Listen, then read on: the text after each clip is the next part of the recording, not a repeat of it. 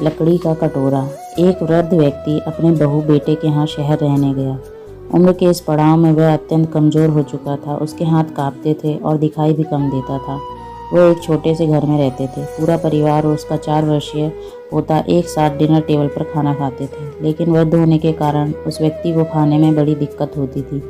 कभी मटर के दाने उसकी चम्मच से निकलकर फर्श पे बिखर जाते, तो कभी हाथ से दूध छलककर मेज़पोश पर गिर जाता। बहू बेटे 1-2 दिन ये सब सहन करते रहे, पर अब उन्हें अपने पिता की इस काम से चिढ़ होने लगा। हमें इनका कुछ करना पड़ेगा, लड़के ने कहा। बहू ने भी हाँ में हाँ मिलाई और बोली, आखिर कब तक हम इनकी वजह से अपने खाने का मज़ा किरकिरा करते रहेंगे और हम इस तरह चीज़ों का नुकसान होते भी नहीं देख सकते। अगले दिन जब खाने का वक्त हुआ तो बेटे ने एक पुरानी मेज़ को कमरे में कोने में लगा दिया। अब बूढ़े पिता को वहीं अकेले बैठकर अपना भोजन करना था। यहाँ तक कि उनके खाने के बर्तन की जगह एक लकड़ी का कटोरा दे दिया गया था, ताकि अब और बर्तन ना टूट फूट सके। बाकी लोग पहले की तरह आराम से बैठकर खाते और जब कभी कभार उस बुजुर्ग की तरफ देखते तो उनकी आंखों में आंसू दिखाई देते। यह देखकर भी बहू बेटे का मन नहीं पिघलता।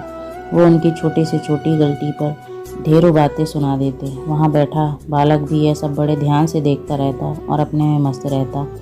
एक रात खाने से पहले उस छोटे बालक को उसके माता पिता ने ज़मीन पर बैठकर कुछ करते हुए देखा।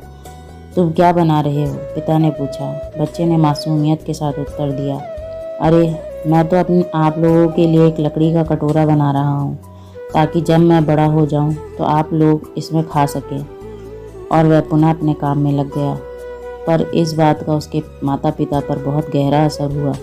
उनके मुंह से एक भी शब्द नहीं निकला और आंखों से आंसू बहने लगे। वो दोनों बिना बोले ही समझ चुके थे कि अब उन्हें क्या करना है।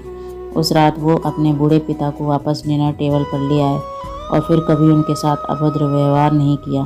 कहने का तात्पर्य यह है कि बच्चे अपने बड़ों से ही सीखते हैं, इसलिए हमेशा इस बात का ध्यान रखें कि हम जो करेंगे हमारे बच्चे भी हमारे साथ वही करेंगे। धन्यवाद।